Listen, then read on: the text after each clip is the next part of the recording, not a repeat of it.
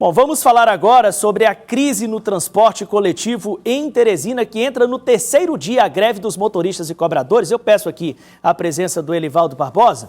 Muito bom dia, Elivaldo. Olá, Tiago. Bom dia, tudo bem? Seja bem-vindo ao Notícia, chegando aqui logo no primeiro tempo do Notícia da Manhã para falar desse assunto que atinge toda a população aqui na capital. Elivaldo, é mais uma manhã sem ônibus na quantidade que deveria ter. Você está vendo imagens de ontem feitas por drone aqui na TV Cidade Verde, dos ônibus parados nas garagens. Há uma decisão judicial estabelecendo um número mínimo de coletivos que deve circular e há um impasse nesse sentido também. A Justiça, com base em informações da S-Trans, entende que não estão circulando os ônibus que deveriam. O que está estabelecido é 80% nos horários de pico e 40% em outros horários. E o sindicato, por sua vez, diz que não está criando nenhum obstáculo. Se os ônibus não estão circulando, é porque os trabalhadores, de fato, não estão desejando trabalhar nas condições que estão estabelecidas nas relações de trabalho entre empresários, motoristas e cobradores. Ontem, Elivaldo, teve uma tentativa de mediação lá no Tribunal Regional do Trabalho, com o objetivo de se chegar a um consenso. Vamos acompanhar a reportagem acerca desse último desdobramento nesse episódio de greve estabelecido aqui na capital. Em assembleia, a categoria decidiu manter a paralisação, mas elaborou uma nova proposta que será apresentada à desembargadora Liana Ferraz, do Tribunal Regional do Trabalho. A greve continua, a desembargadora pediu para convocar a categoria para que eles apresentassem uma outra proposta dentro da realidade do sistema com relação a que o prefeito falou, que não ia dar questão de subsídio mais para as empresas, né? Mas a gente sabe que tem um percentual lá e a gente quer negociar dentro daquele percentual que a prefeitura vem dando.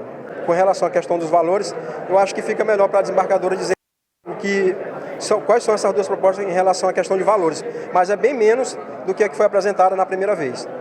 Na proposta da categoria, o reajuste ficaria de 13% do salário, além de R$ 850 de ticket alimentação e R$ 130 de auxílio plano de saúde.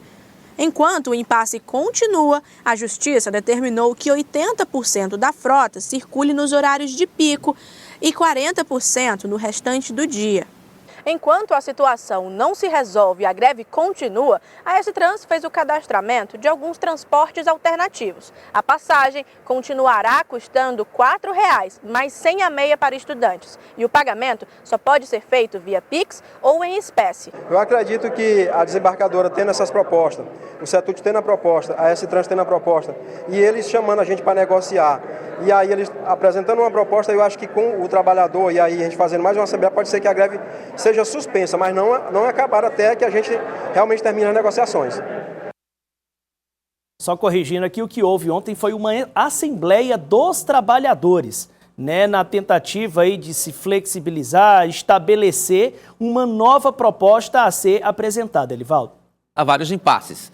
A diferença entre o que os patrões esperam no cumprimento dessas obrigações salariais com a categoria, ou as categorias, motoristas e cobradores de ônibus, o que as categorias apresentam, a Lívia mostrou aí na reportagem, 13% de reajuste, mas mais algumas vantagens, como o ticket de alimentação e uma ajuda adicional para plano de saúde. Enfim, é um contexto que está, na visão do setor empresarial, Tiago, distante da realidade do setor no Piauí. Em Teresina, melhor dizendo. A Prefeitura, por seu turno, nessa crise fiscal enorme, sem precedentes, já disse, assim, de forma taxativa, através do prefeito Silvio Mendes, que não tem como repassar nada para o segmento em relação a recursos da Prefeitura na forma de subsídio. O fato é que a greve continua causando enormes transtornos, sem entrar aí no mérito de quem tem razão, quem não tem, o que é possível se estabelecer, mas a decisão judicial de 80% de funcionamento do setor no momento de pico, de maior movimentação, é quase uma decisão de suspensão da paralisação que dificilmente será cumprida pelos grevistas. E hoje, sim, essa proposta deve ser analisada pelo Tribunal Regional do Trabalho, através da desembargadora Liana Ferraz, que está acompanhando de perto os desdobramentos desse movimento, Elivaldo. É verdade, a TRT, Tribunal TRT Piauí, Tribunal Regional do Trabalho, historicamente, tem atuado não só para decidir quem tem ou não tem razão, para bater o martelo, mas como mediador nesse conflito que acontece com frequência na cidade de Teresina. Na verdade, Tiago, nós já temos um setor extremamente deficitário, ainda em processo de busca de revitalização para que possa minimamente cumprir as suas obrigações para oferecer transporte à população. E ainda há esses impasses envolvendo as relações de trabalho, patrões e empregados. Então, é uma situação que deixa Teresina numa crise ainda maior nessa área essencial, na prestação de um serviço concedido pelo poder público, mas que é muito importante para a população. E tem repercutido, Elivaldo, na Câmara de Vereadores. É verdade. Eu lembro bem que desde o início da gestão passada, até uma comissão parlamentar de inquérito foi instalada, desenvolvida na Câmara Municipal de Teresina e esse debate ainda continua. E com a explosão de uma nova crise, é natural que a situação repercuta. Os vereadores já começam a se posicionar. Eu percebi ontem que as lideranças políticas que já apresentam propostas do tipo, a Prefeitura precisa romper unilateralmente o contrato com os consórcios que prestam esses serviços, e já há pedidos até mesmo de esclarecimentos mais diretos da Prefeitura em relação a esse momento de crise.